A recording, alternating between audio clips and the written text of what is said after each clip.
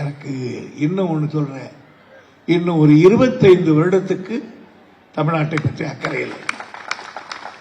நான் இருக்கிறேன்னு இல்லையோ, ஆனால் என் கட்சி இருக்கும், என் ராஜ்யம் இருக்கும், என் தலைவன் இருப்பான்.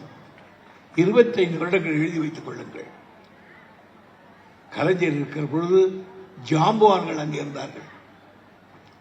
இப்ப இருக்கிற ஜாம்பவான்கள் அல்ல. ஆகையினால இது அவருக்கு சுலபம். இந்த நிலைமையை உருவாக்கி காட்டி வச்சதுல ஆட்சி ஒரு கட்சி. நீங்க பாருங்க, ஹால் இந்தியாவில் பேப்பர் எடுத்து படிங்க, இந்தியனுடைய எடிட்டோரியல் படிங்க, 2 நாளைக்கு ஒரு தரம் தலைவர் தான் எழுதுறான். இதெல்லாம் பார்க்காதது. ஒரு நாளைக்கு எப்போது முன்னெல்லாம் தலைவர் கோட் பண்ணிட்டான்னா ஐயோ ஐயோ தலைவர் போட்டா, 4 நாளைக்கு ஒரு தரம் தலைவர் பற்றி எழுதிக்கிட்டு இருக்கான் இண்டுல. ஆக அது இண்டு எழுதுனா மாநிலங்களுக்கு கொடுக்க வேண்டிய பணத்தை கொடுக்காமல் இருப்பது தப்பு என்ற வாதத்தை கிளறிவிட்டார் ஸ்டாலின். அது நேஷனல் டிபேட்டாக மாறிவிட்டது.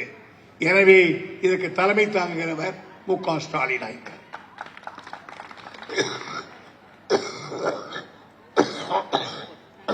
ஆகையால் அவரை பொறுத்தவரை நீங்கள் இன்னும் ஒன்றே ஒன்றுதான், இந்த டெய்லி வருது பாருங்க, அதே சின்ன சின்ன கட்சிகள் அவர் வந்து அறிவுரை அவரெல்லாம் இதெல்லாம் திருவிழாவில் ஒரு வான வேடிக்கை மாதிரி முடிஞ்சு போயிடுச்சு.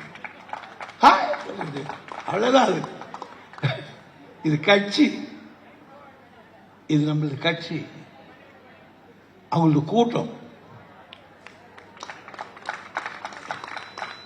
உயிரை கொடுக்கிறது இது, அதை கூட கொடுக்க மாட்டாங்க.